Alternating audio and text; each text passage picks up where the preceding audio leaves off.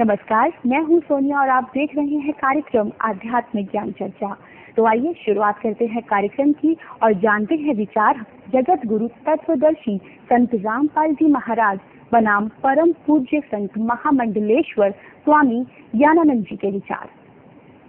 महाराज जी, यहाँ एक बात आपसे और जानना चाहेंगे कि तर्पण एवं श्राद्ध निकालने से कोई लाभ है या नहीं गीता के अनुसार? लाभ निश्चित है, लेकिन बात वही है, यदि हमारा भाव है तो ये श्राद्ध और तर्पण है वो केवल पितृता के लिए है। पूर्वजों का स्मरण उस माध्यम से होता है और जो पूर्वज परंपरा है हमारी, उसके प्रति एक कृतज्ञता रहती है, कृतज्ञता का भाव बनता है। और एक भाव ये भी है, बहुत से लोग कहते हैं कि पहुंचता है कि पितरों तक, निश्चित पहुंचता है यदि हमारा भाव है। हमारे पद्म पुराण, ब्रह्मवैवर्त पुराण, ऐसे पुराणों में ऐसे साक्ष्य मिलते हैं कि जब भगवान राम ने कुछ तर्पण किया, श्राद्ध किया अपने पिताजी के निमित्त, तो सब पूर्वज खड़े हुए दिखाई दिए और पिताजी सब चाह गए। तो हम यदि भाव रखते हैं तो निश्चित रूप से वो पहुंचता है, ऐसा मान के चलना चाहिए, ऐसा भाव रखना चाहिए। तो ये थे स्वामी ज्ञानानंद जी के विचार। और आइए अब जानते हैं जगत गुरु तत्वदर्शी संत रामपाल जी महाराज के विचार। बोलो सतगुरुदेव की जय। कर जोरूं विनती करूं, धरूं चरण पर शीश, गुरु जी राम देवानंद जी महाराज ने दियो नाम बख्शीश।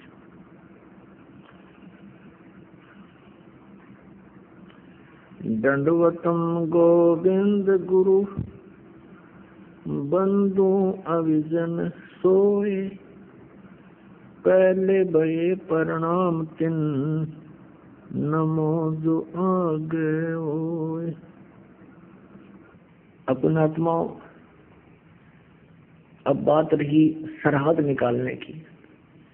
ये क्या लोक वेद सुनाते हैं, दुनिया को भ्रमित करने के लिए कहते हैं कि श्री रामचंद्र जी वनवास में थे और उन्होंने अपने पिता राजा दशरथ का सरहद किया था। और वहां पर कहते हैं उनके पूर्वज सभी खड़े दिखाई दिए। इन अज्ञानी ऋषि महर्षि नकलियों ने उनके पूर्वजों को भूत बनवा दिया या गलत साधना करवा कर। गीता जी अध्याय नंबर 9 के श्लोक नंबर 25 में स्पष्ट किया है कि जो भूत पूजते हैं वो भूतों को प्राप्त होंगे, भूत बनेंगे। श्राद्ध निकालना, अस्थि उठाना, पिंड भरवाना, ये भूत पूजा ये नहीं करनी चाहिए। अभी प्रमाण दिखाते हैं आपको। गीता जी अध्याय नंबर 9 के श्लोक नंबर 25 में कहा कि भूत पूजने वाले भूतों को प्राप्त होंगे, भूत बनेंगे। देवताओं की पूजा करते हो देवताओं के पास जाएंगे। और मेरी यानी गीता ज्ञानदाता कहता मेरी पूजा करने वाला मुझे प्राप्त होगा। तो इन्होंने ये भूत पूजवा के सारे भूत बनवा दिए। तो श्री रामचंद्र जी के सारे पूर्वज खड़े दिखाई देंगे, सारे भूत बन रहे हुए, प्रेत बन गए। पर बनवाने वाले ये दंत कथा सुनाने वाले अज्ञानी ऋषि महर्षि मंडलेश्वर को आवे बैठा दिया, पूरे मानव समाज का को बर्बाद कर दिया इन्होंने। अब आपको दिखाते हैं, मार्कंडेय पुराण में दिखाते हैं। एक रुचि नाम के ऋषि थे, उन्होंने शादी विवाह नहीं करवाया, वेदों को समझा, अच्छी तरह ज्ञान ग्रहण किया। ज्ञानी कौन होता है? ज्ञानी वो पुरुष होता है जिसने ये जान लिया कि मनुष्य जीवन बार बार प्राप्त नहीं होता और परमात्मा प्राप्ति के लिए मनुष्य जीवन मिला है। और यदि मनुष्य जीवन पाकर एक परमात्मा की भक्ति नहीं की, अन्य अनुपासना की, तो जीवन नष्ट हो जाएगा। इसी आधार से उस रुचि ऋषि ने वेदों का ज्ञान गहनता से जाना और समझा और उसी आधार से उसने विवाह भी नहीं करवाया, वेदों अनुसार साधना करता था। जब वो 40 वर्ष का हो गया, उसकी 4 पीढ़ी के भूत दिखाई देंगे, पिताजी, परपिता और परदादा, पिताजी, दादाजी, परदादा और दादा परदादा का पिता। और उन्होंने उस पुण्यात्मा को मिसगाइड कर दिया। अब ये प्रसंग थोड़ा सा अपने पुराणों में दिखाते हैं। मार्कंडेय पुराण, ये देखिएगा, मार्कंडेय पुराण गीता प्रेस गोरखपुर से प्रकाशित है। मार्कंडेय पुराण गीता प्रेस गोरखपुर से प्रकाशित है। ये देखिएगा, प्रकाशक व मुद्रक गीता प्रेस गोरखपुर, गोविंद मन कार्यालय, कोलकाता का संस्थान। इसके 242 पृष्ठ पे संक्षिप्त मार्कंडेय पुराण, रोच्य मुनि की उत्पत्ति कथा। मार्कंडेय जी कहते हैं, ब्राह्मण पूर्व काल की बात है। प्रजापति रुचि, ममता और अहंकार से रहित इस पृथ्वी पर विचरते थे। उन्हें किसी से भय नहीं था, वे बहुत कम सोते थे। उन्होंने न तो अग्नि की स्थापना की थी और न अपने लिए घर ही बना रखा था। वे एक बार भोजन करते और बिना आश्रम के रहते थे, यानी उसने कोई आश्रम नहीं बना रखा था। उन्होंने सब प्रकार की आसक्तियों से रहित एवं मुनिवर्ती से रहते देख उनके पितरों ने उनसे कहा, पितरों ने जो भूत बन गए थे उनने, पितर बोले, बेटा विवाह स्वर्ग और अपवर्ग का हेतु होने के कारण एक पुण्य में कर्म है, उसे तुमने क्यों नहीं किया?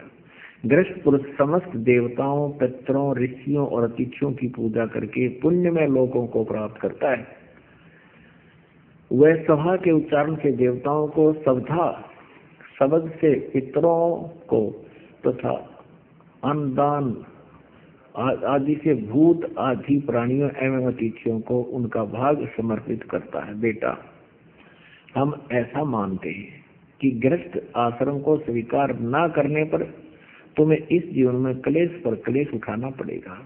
मृत्यु के बाद और दूसरे जन्म में भी क्लेश ही भोगने पड़ेंगे। रुचि ने कहा, पितरगण, परिग्रह मात्र ही अत्यंत दुख एवं पाप का कारण होता है तथा उससे मनुष्य की अधोगति होती है। यही सोचकर मैंने पहले क्षत्रिय संग्रह नहीं किया।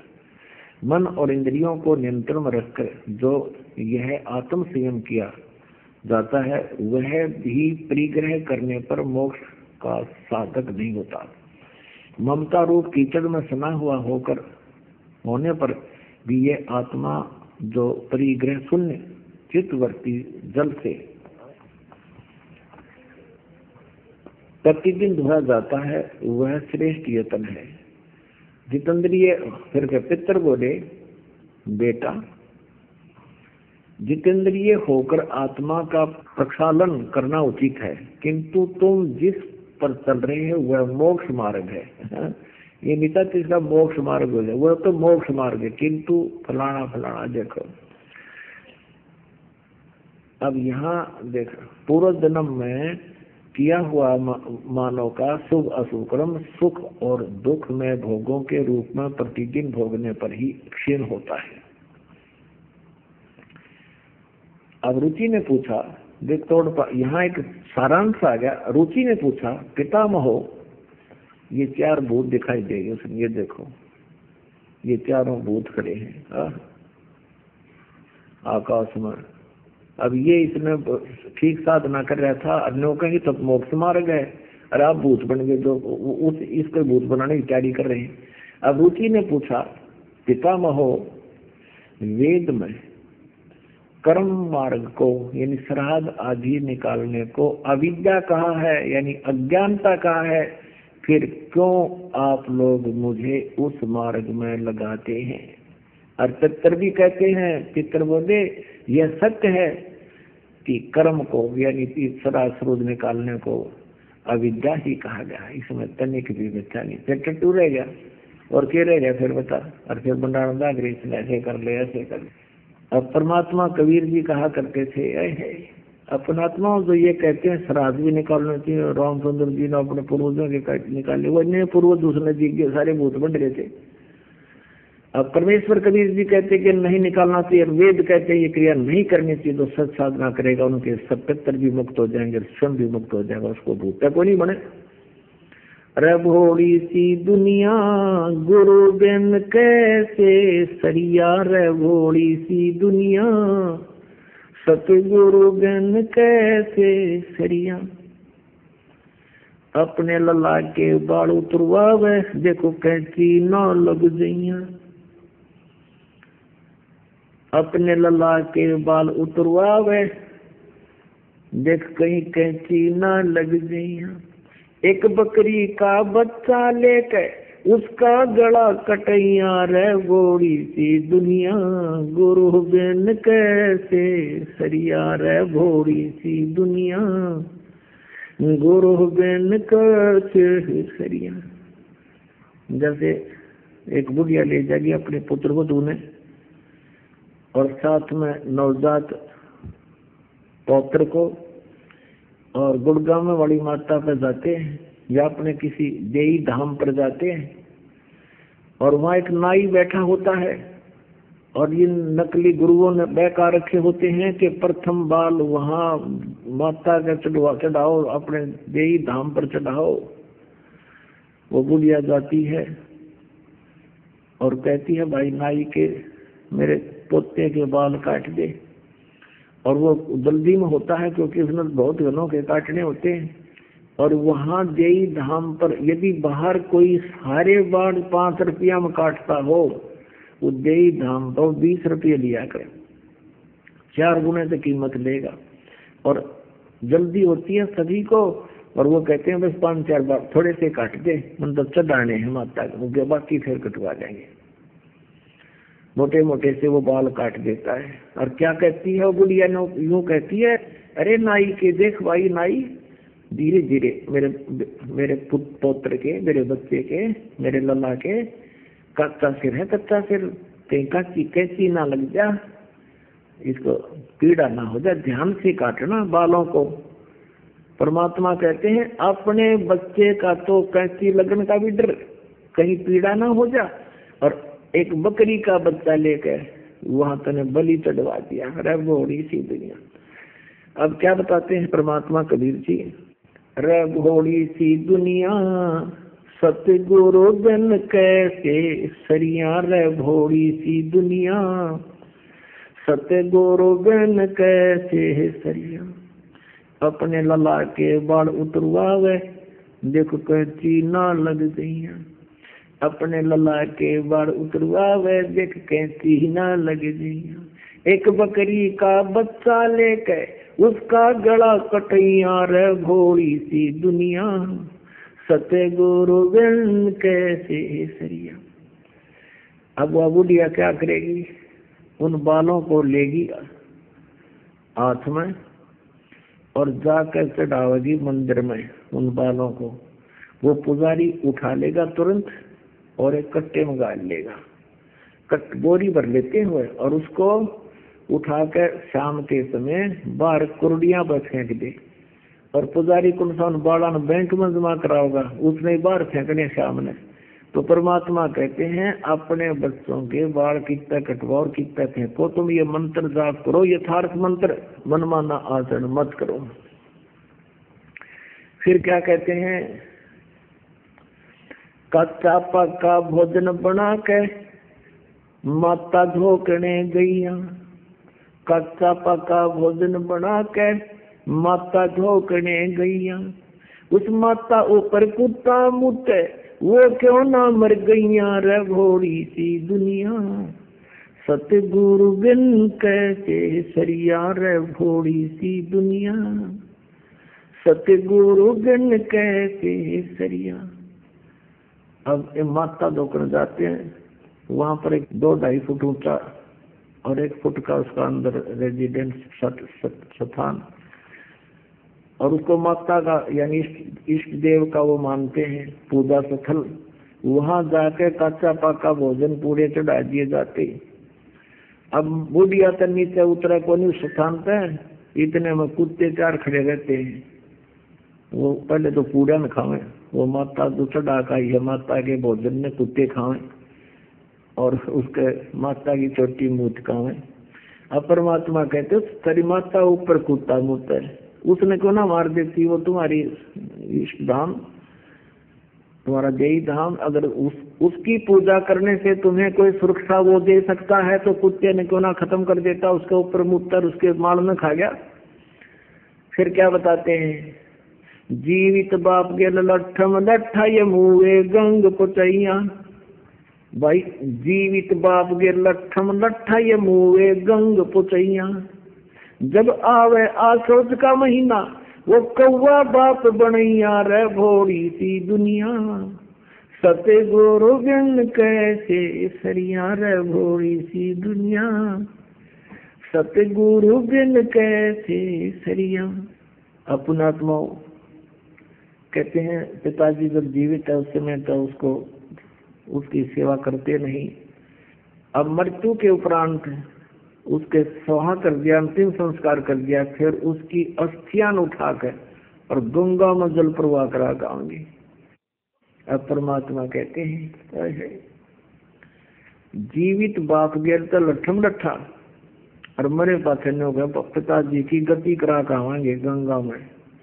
अब देखो ये गति कहाँ से कराने लगे थे, कहते हैं अस्थियां उठाओ तेरे पिताजी की गति करा कर गंगा में डाल दिए। चलो फिर कहते हैं तुम्हारा पिताजी की तेरहवीं करो गति कराने के लिए। और पहले तो खाड़ा था, आए महीना है, महीना बनाओ, फिर बरसौदी यानी 1 साल के बाद फिर क्या बनाओ, गति कराने के लिए अनुष्ठान करवाते थे। और फिर क्या कहते तुम्हारा पिताजी पितर बन गया, अब उसके श्राद्ध निकालो, भूत बन गया श्राद्ध निकालो। और आसोद के महीने में जिस भी तिथि को मरा है उस तिथि को अवश्य इन नकलियों को बुलाओ और उसका पेट भरो। और वो क्या करता था, भोजन उठा करके छत पर रख देता था कि देखो अब कौवा भोजन खाएगा। कौवा आ गया, भोजन खा गया, कहने लगे तेरा पिताजी कौवा बन गया, उसको भोग लग गया, देख कौवा बन गया। अरे थरा गजब हुई हो, गति कराने लगे थे, कौवा बना के छोड़ दिया। कहाँ से गति कराने लगे थे उसकी और कौवा बना कर छोड़ दिया। परमात्मा कहते हैं रे भोली सी दुनिया, सतगुरु बिन कैसे सरिया। जीवित बाप के लट्ठम लट्ठा मुए गंग पुतैया। और जब आवे आसोज का महीना फिर कौवा बाप बनैया, जो तुम्हारा बाप कौवा बन गया। देखो भोजन इसको भोग लग गया, कौवा खा गया। न्यो मूर्ख बना रखे हम नालायका ने, जिन्हें कैखेगा नहीं पता भक्ति मार्ग का, ये सब भूत पूज कर पुजवा कर भूता बना दिए।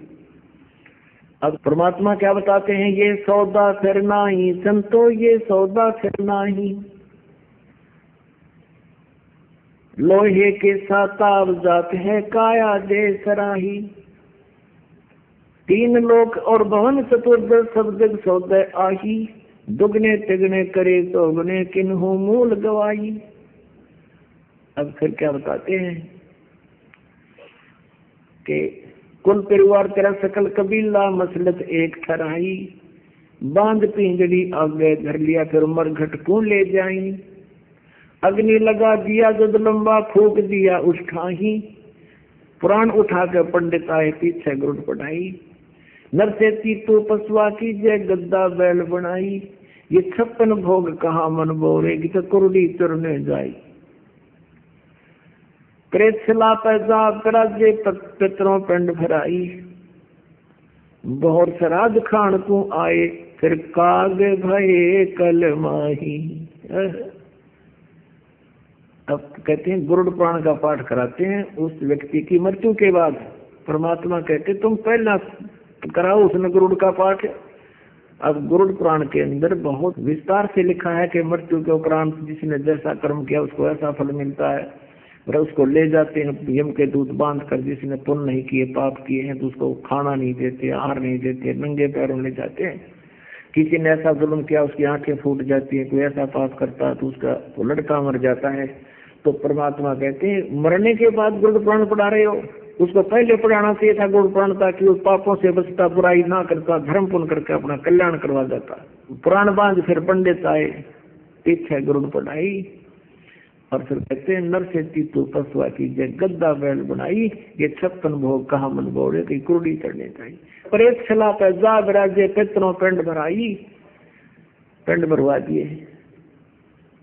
फिर बहुत श्राद्ध खान को आगे, वो काग बन गए कलमाही, ये कलयुग में इस संसार में कौवे बन गए। अब क्या बताते हैं, जय सतगुरु की संगत करते सकल कर्म कट जाई, अमरपुरी पर आसन होते जहां धूप ना छाई। यदि परम संत की शरण में आ जाते तो ये सभी कर्म कट जाते, किसी की जरूरत नहीं थी ना श्राद्ध करण की ना उसकी, तो सभी कर्म पूर्ण परमात्मा ही काट सकता है, इसलिए कृष्ण जी नहीं काट सकते। और सकल कर्म कट जाई, अमरपुरी यानी पर उस सनातन परम धाम को चले जाते जहाँ कोई कष्ट नहीं होता। इस प्रकार परमात्मा के तत्व ज्ञान से आप इस अध्यात्म ज्ञान को समझें और अपना कल्याण करवाएं। सच साहिब। महाराज जी, क्या श्री कृष्ण भगवान हमें श्राप या कर्मदंड से मुक्त कर सकते हैं? क्या हमें पूर्ण मोक्ष प्रदान कर सकते हैं? निश्चित और निसंदेह, यदि हम उनकी शरण में आते हैं। ऐसा गीता में अनेक बार आया है। भगवान कहते हैं तू मेरे पास आ जा, तो मेरी शरण में आ जा। सर्वधर्मान परित्यज्य, तो सब विपरीत धर्मों का आश्रय अर्थात विपरीत आचरणों का जो तूने अब तक ले रखा था उसका त्याग कर और एकमात्र मेरी शरण में आ जा, अर्थात ईश्वरीय भाव में आ जा। उसके पश्चात भगवान आश्वासन देते हैं, हम तो सर्व पापेभ्यो मोक्षयिष्यामि, मैं तुझे सब पापों से मुक्त कर दूंगा। उसमें पाप कहो, श्राप कहो, अभिशाप कहो, संताप कहो, कोई भी शब्द कहो, भगवान सक्षम है। क्यों? क्योंकि वो मोक्ष प्रदाता है, निश्चित रूप से ऐसा वो कर सकते हैं। तो ये थे स्वामी ज्ञानानंद जी के विचार। और आइए अब जानते हैं जगत गुरु तत्वदर्शी संत रामपाल जी महाराज के विचार। बोलो सतगुरुदेव की जय। कर जोरों विनती करूं,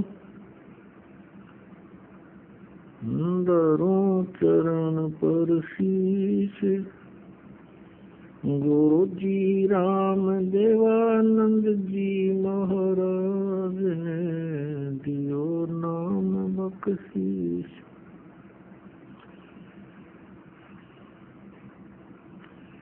दंडवतम गोविंद गुरु, बंधु अविजन सोए, पहले भये प्रणाम तिन, नमो जो आगे होए।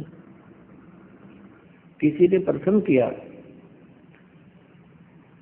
श्री कृष्ण भगत से, क्या श्री कृष्ण भगवान हमें श्राप और पाप कर्म दंड से मुक्त कर सकते हैं?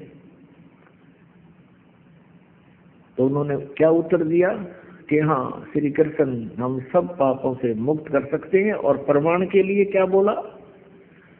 श्रीमद् भगवत गीता जी अध्याय नंबर 18 का श्लोक नंबर 66। सर्वधर्मान परित्यज्य माम एकम शरणं व्रज, अहम तवा सर्व पापेभ्यः मोक्षामि मा शुच। ये उत्तर दिया इन अज्ञानियों ने। अब यहाँ सर्वधर्मान परित्यज्य माम क्या कहता गीता ज्ञानदाता? जैसे गीता जी अध्याय नंबर 15 के श्लोक नंबर 16 और 17 में 3 प्रभु बताए हैं, सरपुरुष, अक्षर पुरुष और परम अक्षर पुरुष। और श्रीमद् भगवत गीता अध्याय नंबर 17 के श्लोक नंबर 23 में इन तीनों के जाप की विधि बताई है। ओम तत्सत इति निर्देश है, ब्रह्म ने त्रिविध समर्थ है। ओम सरपुरुष का, ब्रह्म का, और ये तत् है ये अक्षर पुरुष का, और सत ये परम अक्षर पुरुष यानी परम अक्षर ब्रह्म का जाप है। तो गीता जी अध्याय नंबर 18 के श्लोक नंबर 66 में क्या प्रमाण है? गीता ज्ञानदाता कहता है कि यदि तूने उस परम अक्षर ब्रह्म की शरण में जाना है तो मेरे सतर की जो साधना तूने की है ओम नाम की और यज्ञ की, वो मुझ में छोड़ दे। हम क्या करते रहे? हम ओम नाम का जाप जपते। पहले ऋषि में सतयुग त्रेता द्वापर में केवल एक ही मंत्र था। और हम क्या करते रहे, उसकी मंत्र की कमाई से ब्रह्मलोक में चले जाते और वहां अपने पुण्यों को अक्षीण करके फिर वापस आ जाते। और यहाँ विधान है इस काल का, ब्रह्म का, इसके लोक में जब तक ये प्राणी है और इसको यो 3 मंत्र का जाप परम संत से प्राप्त नहीं होता, सतनाम सारनाम, तो उसको जैसे कर्म किए दोनों भोगने पड़ते हैं। अब ओम नाम के जाप की कमाई तो हम ब्रह्मलोक में नष्ट कराते, वो पाप हमारे ज्यों के त्यों रह जाते, उन पापों को हम कुत्ते गधे सुअर बनकर यहाँ भोगते रहे। अब हम कैसे करेंगे, ये कहता है कि मेरे सतर का जो ब्रह्म का ओम मंत्र का जाप है 3 मंत्रों में से, तो उस सर्व धर्मान परित्यज माम, मेरे सतर की जितनी भी धार्मिक अनुष्ठान पूजाएं तूने की हैं वो मुझ में छोड़ दे, इसका प्रतिफल ना ले। मेरे सतर की सब पूजाओं को मेरे को दे दे, ओम नाम के जाप को, और ये गादी जो तूने की है मुझे दे दे, छोड़ दे। एकम शरणम व्रज, एकम माने जिसके बराबर दूसरा ना हो, अद्वितीय, उस समरस परमात्मा परमेश्वर धर्म की शरण में वर्ज माने जा, वर्ज माने जाना होता है, इन्होंने अनर्थ कर रखा है, वर्ज का अर्थ आना कर रखे, ये यहाँ भी इन्होंने बैठा रखा है, सारा ही बदल दिया, गीता जी का पूरा अज्ञान कर दिया। सभी अनुवादकर्ताओं ने बैठा रखा है, सभी ने कहा कि वर्ज माने आजा, आना, जबकि वर्ज माने जाना होता है। पहले शब्द कोश से क्लियर करते हैं। अब देखिएगा संस्कृत हिंदी कोश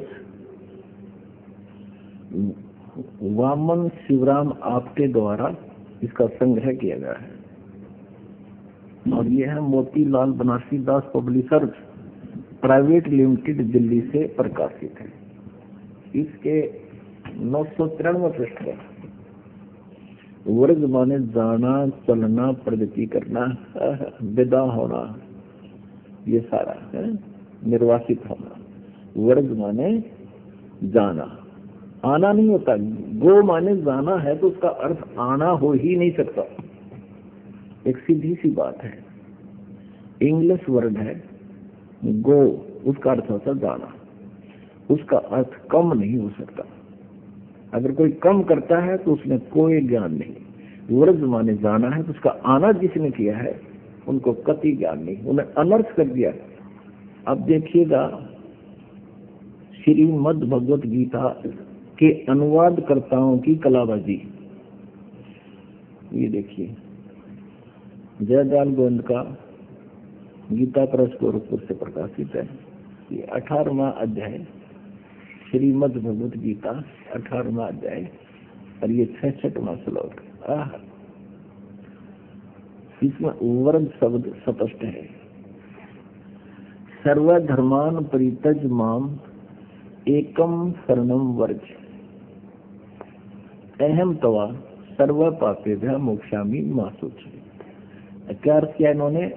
संपूर्ण धर्मों को अर्थात संपूर्ण कर्तव्य कर्मों को मुझ में त्याग कर तू केवल एक मुझ सर्वशक्तिमान सर्वाधार परमेश्वर की शरण में आजा।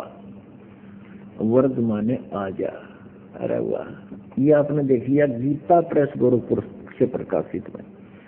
और गीता प्रेस गोरखपुर से प्रकाशित है एक राम सुखदास जी, बड़े महाविद्वान माने गए हैं, और उनका अनुवाद देखिए, वो भी गीता प्रेस गोरखपुर से प्रकाशित है। ये देखिएगा श्रीमद् भगवत गीता साधक संजीवनी परिशिष्ट सहित हिंदी टीका, सचित्र साधक संजीवनी परिशिष्ट सहित हिंदी टीका श्रीमद् भगवत गीता, स्वामी राम सुखदास जी। और गीता प्रेस गोरखपुर से प्रकाशित है। मुद्रित भी वही है, प्रकाशक भी वही है। ये है अध्याय 18 श्लोक 66, अध्याय 18 और श्लोक 66, ये 66 श्लोक। इसमें ये वर्ग शब्द है, संपूर्ण धर्मों का आश्रय छोड़कर तू केवल मेरी शरण में आ जा।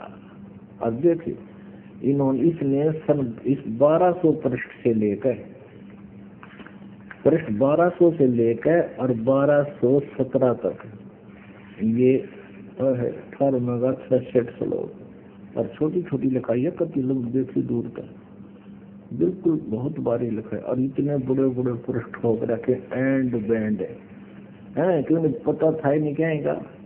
16-17 पृष्ठ भर दिए उस अज्ञान को, अपने अज्ञान को उल्ट सुलट करने के लिए। और इसमें लिख रखा है मेरी शरण में आ जा, जबकि इसका अर्थ जाना होता है। अब तीसरा दिखाते हैं सुधांशु जी महाराज।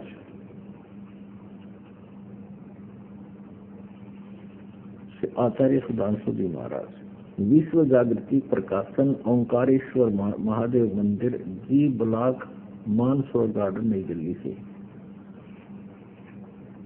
मुद्रक है इंटर इंडिया पब्लिकेशंस, D17, राजा गार्डन, नई दिल्ली, दुर्गाशीषना। ये है वो 18 में जाएगा, 18वां जाए 66वां श्लोक। वर्ज सर्वधर्मान परित्यज माम एकम शरणं व्रज अहं त्वा सर्व पापेभ्यो मोक्षामि मा शुच। संपूर्ण धर्मों का आश्रय छोड़कर, ये स्वामी सुधांशु जी का अनुवाद है, तो केवल मेरी शरण में आ जा, बस इतना बतेरा। इनकी करण में इतना ही काफी है। जो आसाराम जी के आश्रम से इसका अनुवाद हुआ है, तो आसाराम जी को ये मान्य है, श्री संत आसाराम जी आश्रम, अहमदाबाद। श्री योग वेदांत सेवा समिति, संत श्री आसाराम जी आश्रम, संत श्री आसाराम जी बापू आश्रम, मार्ग इतना चाहिए। अध्याय नंबर 18 का और श्लोक नंबर 66। वर्ज सर्वधर्मान परित्यज माम एकम शरणं व्रज अहं त्वा सर्व पापेभ्यो मोक्षामि मा शुच। संपूर्ण धर्मों को अर्थात संपूर्ण कर्तव्य कर्मों को मुझ में त्याग कर तो केवल मुझ सर्वशक्तिमान सर्वधार परमेश्वर की शरण में आ जा। अब आपको दिखाते हैं श्रीमद् भगवत गीता।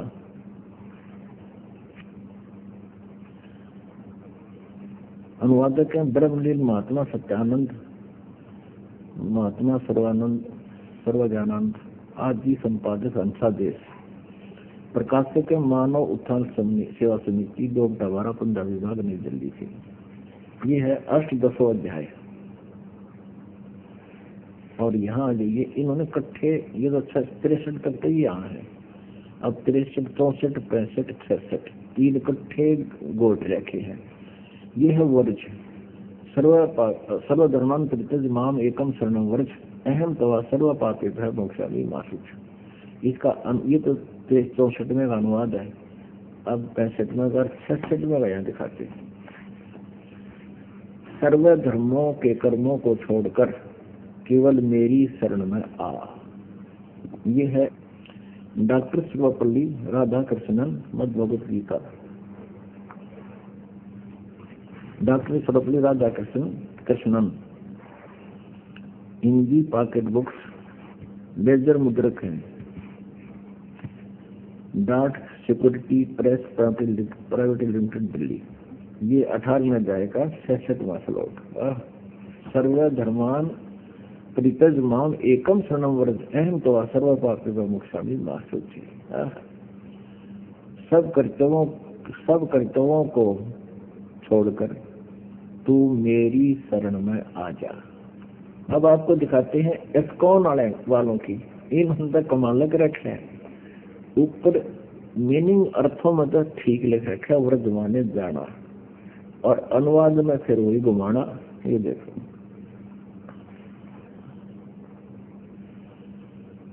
ये तो उपनिष्ठ, ये था रूप।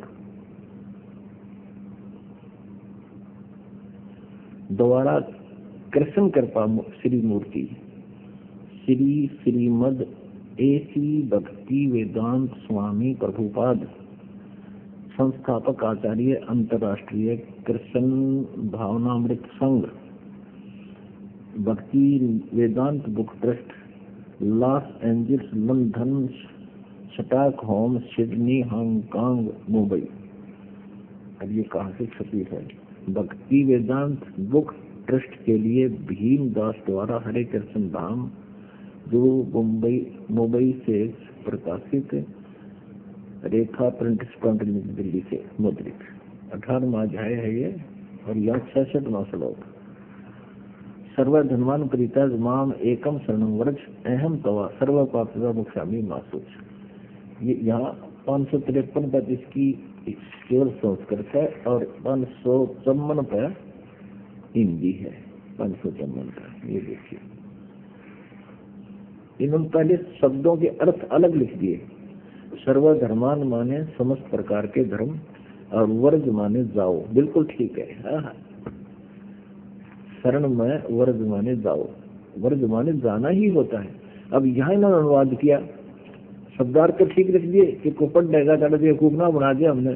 और यहाँ फिर वह बात क्यों, समस्त प्रकार के धर्मों का परित्याग करो और मेरी शरण में आओ। अरे वाह, चौड़े झूठ बोल रहे। वर्ज माने जाओ और यहाँ लिख रहा वर्ज माने आओ, कर दिया उदाहरण अड़े नाश कर रखा तो हमने। सर्वधर्मान परित्यज माम एकम शरणम वर्ज। वर्ज माने उस सर्वशक्तिमान परम अक्षर ब्रह्म की शरण में जा और मेरे ओम नाम के सतर का जो साधना वो मुझे छोड़ दे। अहम तवा सर्व पापी का मोक्षामी। मैं तुझे फिर गधे कुत्ते सुअर नहीं बनाऊंगा, तू चिंता ना करे। अब इसमें स्पष्ट कर दिया है कि मेरी सतर की पूजा मुझे छोड़ दे, फिर उसकी शरण में जा। जिसके विषय में गीता जी अध्याय नंबर 15 के श्लोक नंबर 4 में कहा है, 1 से लेकर 4 में सार किया है, 15 में अध्याय के 16 और 17वें श्लोक में क्लियर किया है। परम अक्षर ब्रह्म है और वो सबका धारण पोषण करता है। उसके पश्चात परम पद परमेश्वर की खोज करनी चाहिए, जहाँ जाने के बाद फिर लौट कर साधक कभी संसार में नहीं आते। और जिस परमेश्वर ने सारे संसारों की वृक्ष की रचना की है, जिसके संसारों की वृक्ष की प्रवृत्ति विस्तार को प्राप्त हुई, यानी जिस परमेश्वर ने इन सर्व ब्रह्मांडों की रचना की है, वहां जाने के बाद फिर कभी जन्म मृत्यु नहीं होती, पूर्ण मोक्ष होता है, परम शांति प्राप्त होती है। 18वें अध्याय के 62वें श्लोक में भी यही आशय है, यही प्रमाण है कि अर्जुन तो सर्वभाव से उस परमेश्वर की शरण में जा, उसकी कृपा से तो परम शांति और सनातन परम धाम यानी सतलोक को प्राप्त होगा। जाने के बाद फिर जन्म मृत्यु कभी नहीं होगी। और ये श्री कृष्ण जी के भक्त ये अज्ञानी क्या कहते हैं कि श्री कृष्ण अर्थात विष्णु, श्री कृष्ण कहो चाहे विष्णु जी कहो, ये सभी श्राप नाश कर सकते हैं, सभी पाप नाश कर सकते हैं। श्री विष्णु जी पर अपने पाप और श्राप नाश नहीं हुए। श्री विष्णु जी ही श्री कृष्ण जी हैं। इसके लिए थोड़ा सा प्रमाण दिखाते हैं। देखिएगा, श्रीमद् भगवत सुधा सागर गीता प्रेस गोरखपुर से प्रकाशित है। श्री भागवत सुधा सागर सुख सागर गीता प्रेस गोरखपुर से प्रकाशित है। प्रकाशक में मुद्रक है गीता प्रेस गोरखपुर, गोविंद वन कार्यालय कोलकाता का संस्थान। इसके 10वें सकंद और 549 पृष्ठ पे अध्याय 3 का 10वें सकंद का, जिस समय भगवान के आविर्भाव का अवसर आया, स्वर्ग में देवताओं की दुनिया अपने आप बज उठी। उसी समय सबके हृदय में विराजमान भगवान विष्णु देव रूपिणी देवकी के गर्भ से प्रकट हुए, जन्म लिया। जैसे सर्व पूर्व दिशाओं में 16 कलाओं से पूर्ण चंद्रमा का उदय हो गया हो। इससे सिद्ध हो गया कि श्री कृष्ण इज विष्णु, विष्णु इज श्री कृष्ण। देव की गर्भ से श्री विष्णु ने जन्म लिया। अब जैसे ये श्री कृष्ण भगत कह रहे हैं कि भगवान श्री कृष्ण सब श्राप मुक्त कर देता है, सब पापों का नाश कर देता है, और श्लोक सुनाते हैं प्रमाण के लिए। 18वें अध्याय का 66वां श्लोक है। वर्तमान जाना होता है, आना नहीं होता। अपने आत्माओं एक ने नहीं, सभी ने, किसी की भी आप अनुवादित पुस्तक उठाकर देख लेना जिन्होंने श्रीमद् भगवद गीता जी का अनुवाद किया हुआ है, सभी ने वर्ज माने जाना, वर्ज माने जाना होता है लेकिन आना किया हुआ है। अब जैसे श्री विष्णु जी ने नारद जी को बंदर का मुंह लगा दिया था, क्योंकि नारद जी विवाह कराना चाहते थे और उन्होंने भगवान विष्णु से प्रार्थना की थी कि मुझे आप हरि रूप दे दें। विष्णु जी ने उसको बंदर का रूप लगा दिया नारद जी को, और नारद जी जब पहुंचे स्वयंवर में तो उस लड़की ने उसकी शक्ल देख करके मुंह फेर लिया। किसी व्यक्ति ने उसको दर्पण दिखा दिया कि अपना चेहरा देखो। दर्पण में क्या देखा उसने कि उसका बंदर का मुंह लगा है नारद जी के। तो नारद जी ने विष्णु जी को श्राप दे दिया कि जिस प्रकार आज मैं औरत के वियोग में दुखी हूं, ऐसे तो पूरा जीवन अपनी पत्नी के वियोग में बिताएगा। श्री विष्णु जी ने राजा दशरथ के घर अयोध्या में जन्म लिया, कौशल्या के गर्भ से। युवा हुए, विवाह हो गया सीता जी से, फिर वनवास हुआ, वनवास से सीता जी का अपहरण हुआ और फिर काफी युद्ध करके सीता जी को वापस लाए, और आते ही कुछ दिनों के बाद सीता जी को घर से निकाल दिया श्री राम ने। अब नारद जी के श्रापवश विवश होकर के उसने ये सब दुख भोगना पड़ा। उस अपने भी श्राप को विष्णु जी अर्थात श्री कृष्ण जी नाश नहीं कर सके। और ये बात बनाओ कहते सबके श्राप और पाप कर्म दंड नाश कर सकते। श्री रामचंद्र रूप में और श्री विष्णु जी ने सुग्रीव के भाई बाली को मारा था, वध किया था धोखे से, वृक्ष की ओट लेकर। उसका भी कर्म दंड भोगना पड़ा विष्णु जी अर्थात श्री कृष्ण जी ने। दुर्वासा ने श्राप दिया था कि यादव कुल का नाश होगा, श्री कृष्ण के सभी पुत्र पौत्र प्रपौत्र और 56 करोड़ यादव दुर्वासा जी के श्राप से नष्ट हो गए। और श्री कृष्ण जी के पैर में एक विषाक्त तीर मार कर श्री कृष्ण जी का वध किया। किसने? उस बाली वाली आत्मा जो शिकारी बना हुआ था, श्री कृष्ण जी के समकालीन था, और उस शिकारी ने विषाक्त एक तीर बनवा रखा था, वो श्री कृष्ण जी के पैर में मारा धोखे से। श्री कृष्ण जी लेटे हुए तो वृक्ष के नीचे घुटने पर पैर रखे, उनके पैर में पद्म था। शिकारी ने सोचा कि ये वृक्षों की झुरमुट के अंदर से किसी मर्ग की, हिरण की कोई आंख दिखाई दे रही है। उसने सोचा कि कहीं आहट पाकर भाग ना जाए। आंख समझकर मर्ग की भगवान श्री कृष्ण के तलवे में तीर मार दिया विषाक्त, जिससे श्री कृष्ण जी का वध हुआ। अपने आत्माओं, इस तत्व ज्ञान की रोशनी से आपको पता चलेगा ये कौन कितने पानी में है। ये भ्रमित कर रहे हैं आप जी को और पूरे मानव समाज को बर्बाद कर रहे हैं। ये सतभक्ति ना बता पा रहे हैं, अपना भी जीवन नष्ट कर रहे हैं और आप जी को भी बर्बाद कर रहे हैं। इसलिए इनसे पीछा छुटवाओ, इस यथार्थ ज्ञान को समझो, इस दास के पास आओ, अपना कल्याण करवाओ।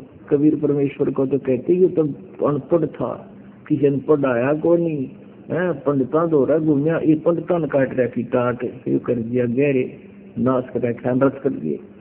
और परमेश्वर ने 600 साल पहले ये बता रखी सारी कहानी, कति यथार्थ रूप दे रखा मालिक ने कबीर वाणी में, सचिदानंद घन ब्रह्म की वाणी में ये यथार्थ ज्ञान दे रखा है।